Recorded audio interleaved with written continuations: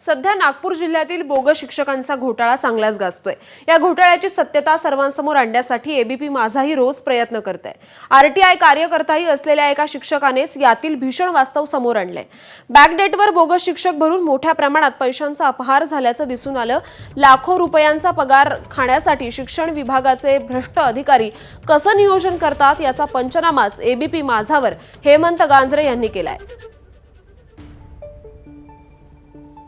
सध्या जो बनावट बोगस शिक्षक घोटाळा गाजतोय, कशा पद्धतीने याचा सुगावा किंवा याची चुणूक आपल्याला आधीच लागली होती आणि आपण अनेक वेळेला तक्रारी करूनही लक्ष घातलं जात नव्हतं? मला बाहेरून माहिती अशी मिळाली होती की ह्या प्रकरणामध्ये बनावट डॉक्युमेंटच्या आधारे शालार्थ आयडी आणि मुख्याध्यापक पदाची मान्यता पराग पुडके नावाच्या व्यक्तीला देण्यात आली होती।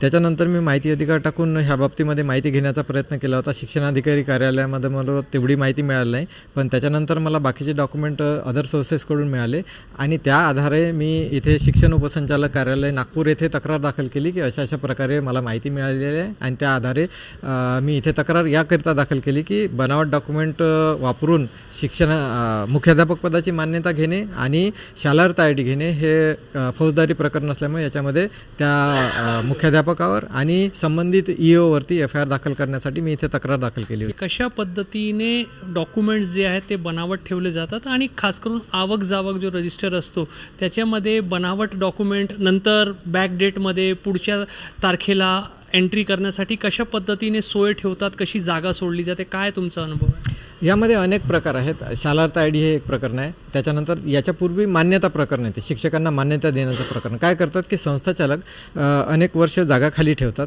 आणि त्या जागा भरण्यासाठी हे काय करतात की बॅकडेटेडमध्ये त्यांचे अपॉइंटमेंट झाली असं दाखवतात आणि इथे रजिस्टर शिक्षणाधिकारी कार्यालय, शिक्षण उपसंचालक कार्यालय आणि इतर कार्यालय, शासकीय कार्यालय ज्या शिक्षणाशी संबंधित याच्यामध्ये अनेक ओळी ह्या ज्या जावक रजिस्टरमध्ये खाली ठेवल्या जातात आणि त्याच्यामध्ये हे लोक काय करतात बॅकडेटेड अप्रुव्हल तयार करून मग तिथे एंट्री घेतात आणि आम्ही त्या तारखेला दिलं असं भासवून शिक्षकांना अप्रुव्हल देतात, शालार्थ आयडी देतात। अशा प्रकारचा हा घोळ आहे। म्हणजे एखाद्या शाळेमध्ये खूप दिवस पोस्ट शिक्षकाची भरली नाही, 4-5 वर्षानंतर भरली तर 4-5 वर्ष आधीच्या जावक रजिस्टरमध्ये या कार्यालयामध्ये नोंद केली जाते। म्हणजे समजा एखादा शिक्षक आहे आणि एखादी जागा खाली आहे, समजा 2-3 वर्ष खाली आहे, तर तो काय करतो 2-3 वर्षाच्या पूर्वी आम्ही याची अपॉइंटमेंट केली हे दाखवतो आणि बनावट वृत्तपत्राची जाहिरात पण दाखवल्या जाते। म्हणजे जाहिरात देणे हे कंपल्सरी आहे की बा आम्ही ह्या शिक्षकाच्या अपॉइंटमेंट करण्यासाठी ही जाहिरात दिली आहे।